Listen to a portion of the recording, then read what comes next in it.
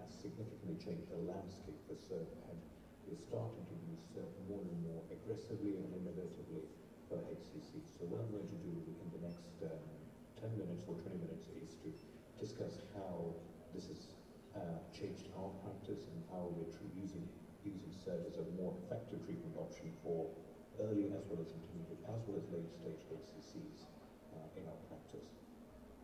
And if you look at the clinical trial that I've put across before 2020, there are a number of prospective and randomized trials looking specifically at the role of Sirt as a palliative treatment option in late stage HCC.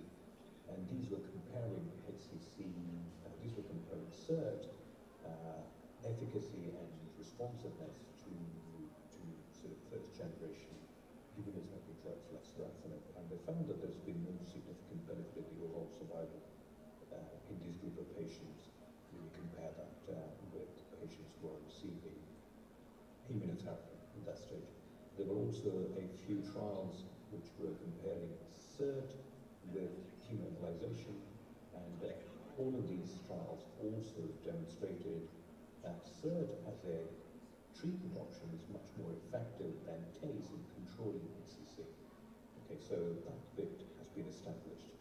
So what we understand from the trials before 2020 is that there is limited benefit for Sirt in HCC, particularly when it's used in the advanced setting, but it offers a better local control and better time to progression to early and intermediate stage HCC when compared to TACE without causing any serious adverse issues. So what has changed since 2020, particularly in the last sort of 4 to 5 years? A lot of things have changed. Particularly, we know that dosimetry has advanced significantly. We now know that we can give much higher doses than we were giving without causing any harm to the background healthy liver parenchyma. And we also have cone beam CTs or Dyna CTs in our hospital, which means that we're able to identify the vascular supply to these tumors much more effectively.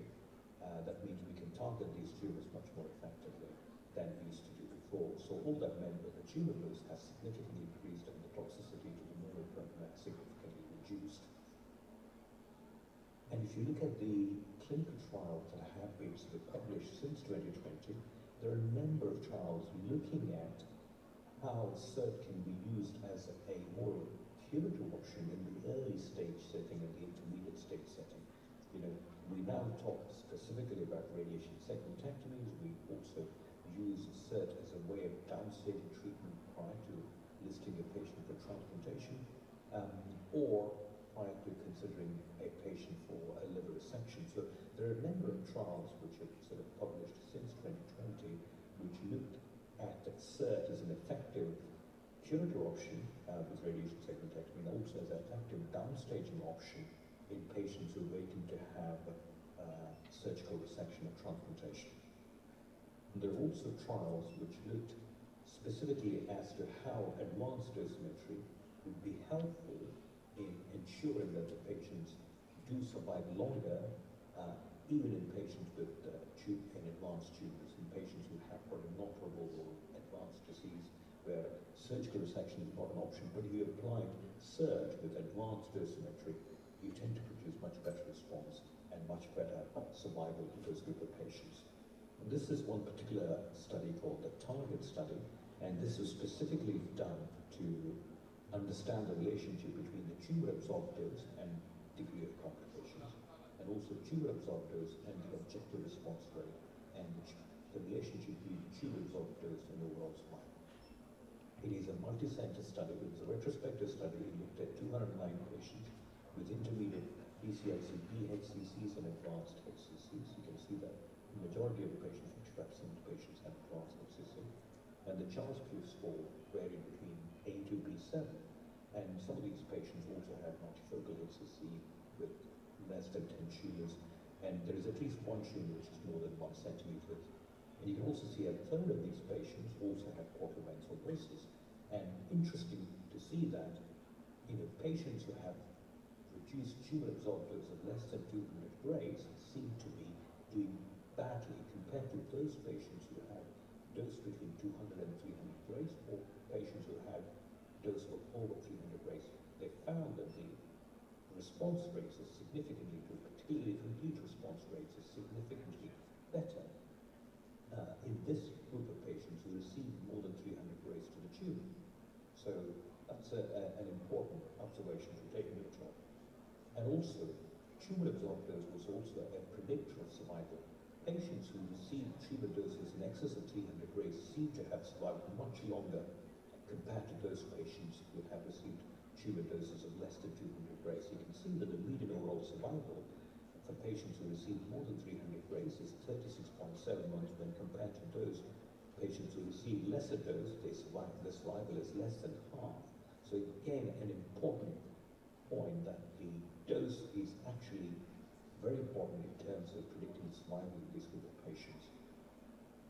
And the other thing which was noted was, although we were giving these high doses, these high doses did not mean that the patients had high risk of developing complications. So none of these patients developed hyperbilirubinemia or evidence of radiation-induced liver disease or decompensation. And you may also know that the dosisphere trial, which is also another trial looking at the impact of dosimetry in locally advanced hepatocellular cancer patients. And the conclusion of this trial was there is meaningful improvement in overall survival after personalized dosimetry on 5-year follow-up. Overall survival dramatically improved for patients who were accurately downstage towards resection and the resected, including those patients who had portal vein thrombosis. However, except for resected patients, the 5-year survival remains quite low. So what is important is Sirt can be used as an effective tool for downstaging the patients so that they can go on to have surgical options, mainly curative resection. And even those patients who have had 3D portal vein thrombosis, if they can be effectively downstage and if they can go on to have surgical resection, their survival rate is significantly better. And this is effectively the trial data. And you can see that the median overall survival, particularly if you look at this chart, the median overall survival in those group of patients who had personalized dosimetry was significantly better at 2 years, 3 years, and 5 years. Particularly when the tumor dose is more than 205 Grays, you can see the survival rate at 2 years compared to those patients who received less dose is much better, although it drops at 5 years.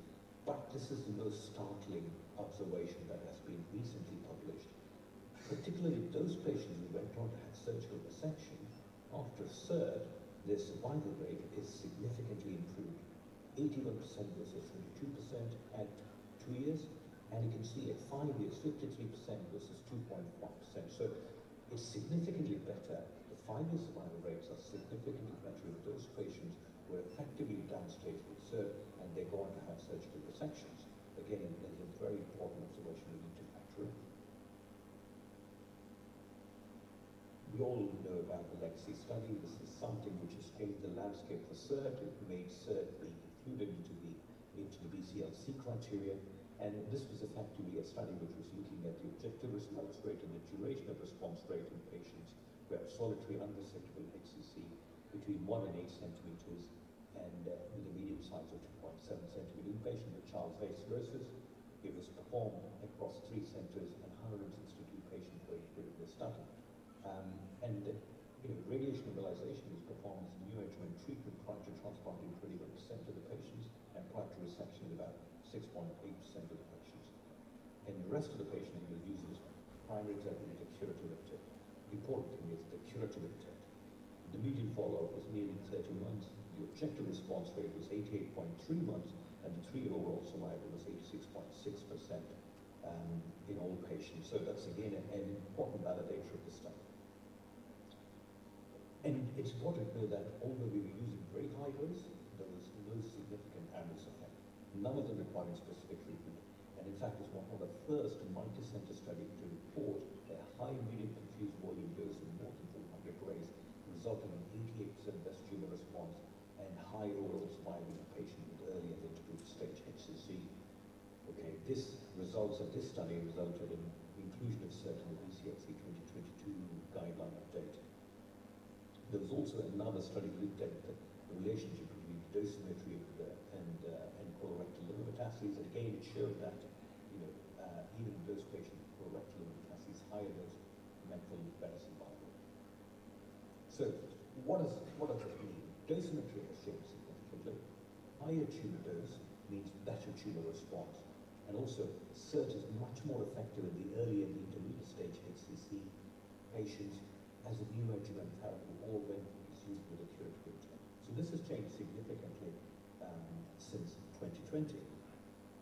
And even in the UK, we had our National Institute of Clinical Excellence giving guidelines as to how Sirt should be used. And although the guidelines were slightly vague in saying that Sirt is recommended as an option for treating advanced HCC in people with Charles QA, in conventional transvacular therapies are not appropriate.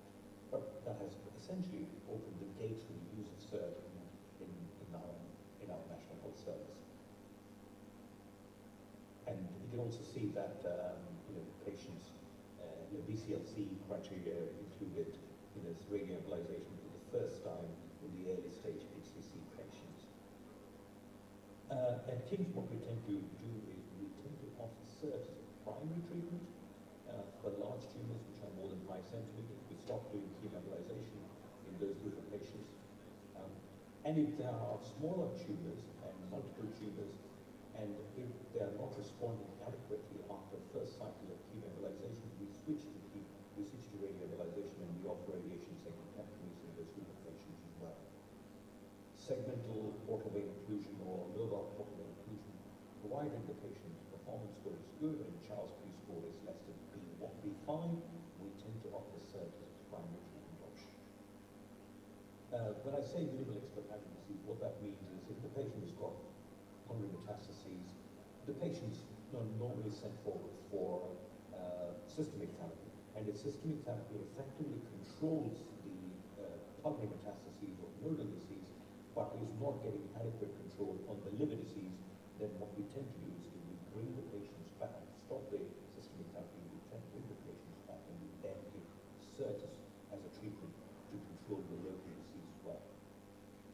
But all of this is important. All of this can also only be applied in patients who've got good liver reserve, meaning they should not have raised bilirubin and their albumin should be normal. This is one example of an early stage HCC. You can see there are two patients who have got two small tumors. This is a 48-year-old man with hepatitis C cirrhosis, BCLC-A, good performance score, and 6 months after he had 2 cycles of TACE, but the tumor did not respond. In fact, both the tumors had progressed. So what we did was we did radiation segmentectomies. We treated those 2 segments, segment 7 and segment 8, with high-dose radiation segmentectomy, and you can see that he responded extremely well. Both tumors have completely responded and retracted, and completely responded, and you can see that there's no longer a residual arterialization. You can also see that the lobe on the right side has shrunk slightly, and you can see some hypertrophy of the left lobe as well, which we tend to see more and more with these Sirts. Here is an example of a patient who's got multifocal HCC, but all of his tumors were confined to the right lobe of the liver. He was a Charles B3 patient, and his background liver disease was hepatitis B cirrhosis. And again, what we did was we actually opted for a radiation lipectomy. So what we did was we treated the entire right lobe, knowing that he's got good liver reserve, and this is his response 6 months after Sirt. And again, you can see that all of his tumors have completely responded and reduced in size, and also his left liver also starting to hypertrophy, whereas the right lobe is starting to atrophy as well. And this is an example of a patient who had an early stage HCC. He had a single tumor which is 5.8 centimeters, so he's potentially within the extended transplant criteria. What it means that we have to monitor the biology of the disease, give local regional therapy, and see 6 months later if his disease responds and if he doesn't spring up other lesions, he can potentially be fit for transplantation. So again, Sirt is a very effective tool for local regional therapy in those group of patients. That's exactly what we did. We did radiation segmentectomy to the HCC in segment 7 and segment 8, and 8 months after the operation, you can see that there is a good response. The tumor has shrunk, necrotic, and reduced in size, and he was forward for a liver transplant, and he received a liver transplant, and this is the histology which we increasingly see. What we see is a lot of hemorrhagic necrosis within the tumor. That's what Sirt seems to cause. It seems to cause some disruption of all the sinusoids. There's a lot of pools of blood or whole blood within the treated zone. But also what you also see is a lot of fibrotic areas of the periphery. You can see there's a lot of bands of fibrosis, presumably because the receivers can be used from broken down vessels, and that results in a fibroinflammatory reaction, which then causes the whole lobe and the whole segment to sort of collapse and move. And at the same time, it also results in the other lobe being, hypertrophic as well. And this is what we see. You see a lot of beads in the treated zone, and there's a lot of necrosis, there's a lot of blood pooling, and there is some residual tumor as well, as you can see in some parts. There is some active disease, but bulk of the disease was necrotic. And this is an example of an intermediate stage which you see. This patient had a 10 centimeter tumor. He was a fit man, but he had a background of MASH. He has got Charles A cirrhosis, and his performance score was 0. So what we did was we did Sirt as a treatment option, because it's a large HCC, chemoembolization is not going to be effective. And also, what it does is it also helps not only to control the tumor on the right side, but it also causes expansion of the normal liver on the left side. So it also causes hypertrophy of the normal liver. So it's exactly what has happened in this case. 9 months after Sirt, you can see that the tumor has shrunk and reduced in size. It's still active, but it's significantly reduced in size. And the left lobe is hypertrophic, so you went on to have a surgical resection. And he's still alive now 3 years later without any residual disease. Another example is a patient who's got a diffuse HCC, an infiltrative pattern of HCC in segment 7 and segment 8.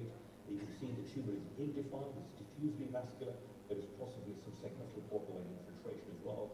So this is again something you can do a radiation segmentectomy, because we know that these patients do not respond well to Sirt, well to chemoembolization, and the best option in this group of patients is a Sirt, because you can treat the whole segment effectively. And this is what happened in this case. We gave a high-dose radiation segmentectomy, treating that area, and you can see the results 9 months after the treatment. The whole segment has collapsed. In fact, you can see a quite clear segmentectomy there, and you can see hypertrophy of the left lobe again in that patient as well. And there is an interesting paper which compared radiation segmentectomy versus surgical resection in patients. And this was a multi-center study specifically looking at HCCs which are less than 8 centimeters.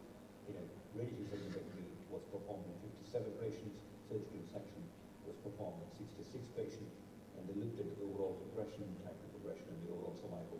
And what they concluded was radiation segmentectomy and surgical resection, although they performed in sort of different population group of patients, because patients who did not have radiation segmentectomy were not fit for a surgery, so they preferred to have radiation segmentectomy. So you can't compare exactly like for like, but even if you factor that sort of differences, radiation segmentectomy had comparable outcomes to surgical resection in those group of patients, and more importantly, radiation segmentectomy also meant that the patient had lesser major adverse that's something which we will have to factor that as well.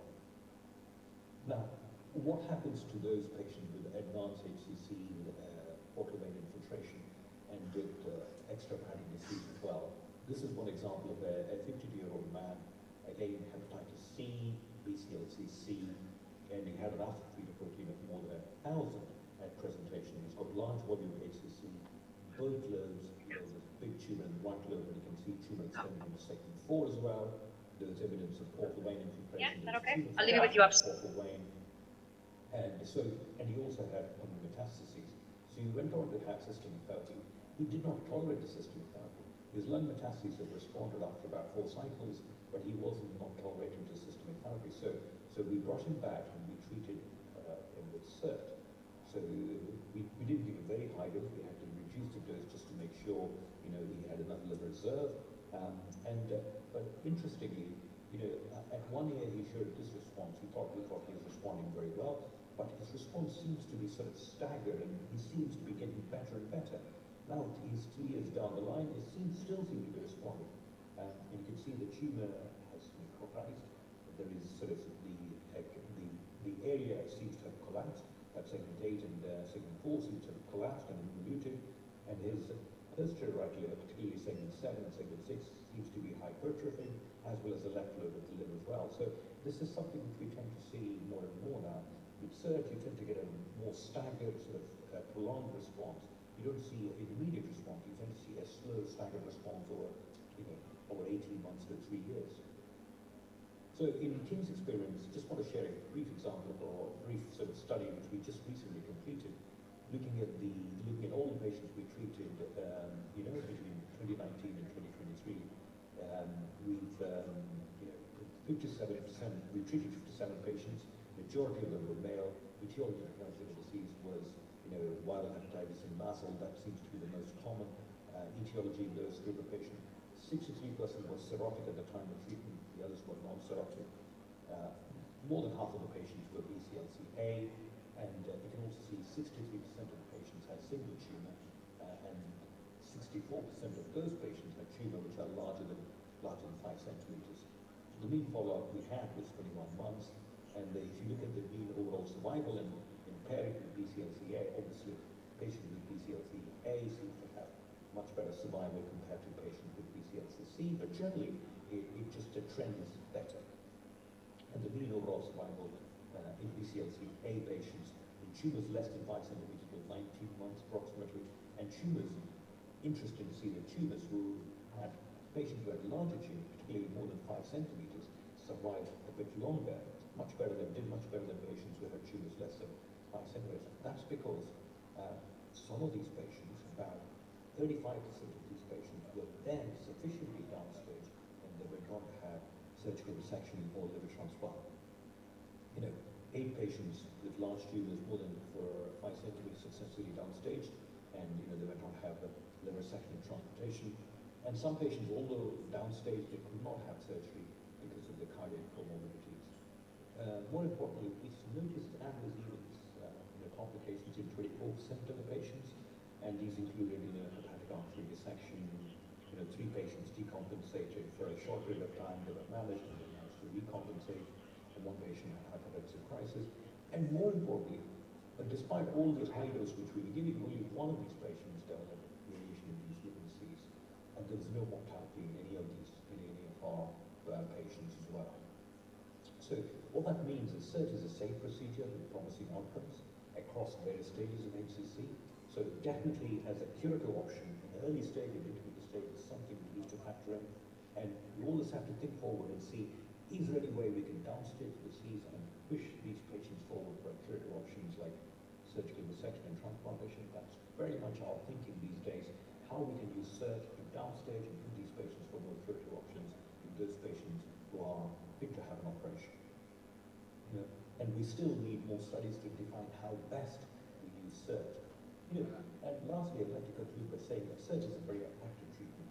Dosimetry has evolved, and higher doses are key to the tumor response. And more importantly, Sirt is safe. High doses does not translate into higher complications.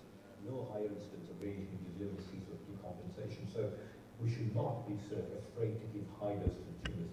In fact, we always now try and achieve a tumor dose more than 300 Gray. That's what we tend to do now. We aim for a high dose. And radiation technique also has got comparable outcomes to surgical resection. So providing the dose is good. And Sirt has changed. How we use Sirt, we use it as a very effective downstaging tool before resection or transplant. And we also use it at the early stage setting if the patient doesn't show a good response to chemoembolization, which is happening more and more these days. So if the patient doesn't respond to chemoembolization in the first sitting or the second sitting, we immediately switch and give the patient Sirt, and that seems to have changed the paradigm quite significantly. That's all what I'm going to say. Thank you very much for all your attention. Hello everyone, good morning. My name is Praveen, Peddu, one of the consultants with Radiology at King's College Hospital. Okay, Dr. Sam.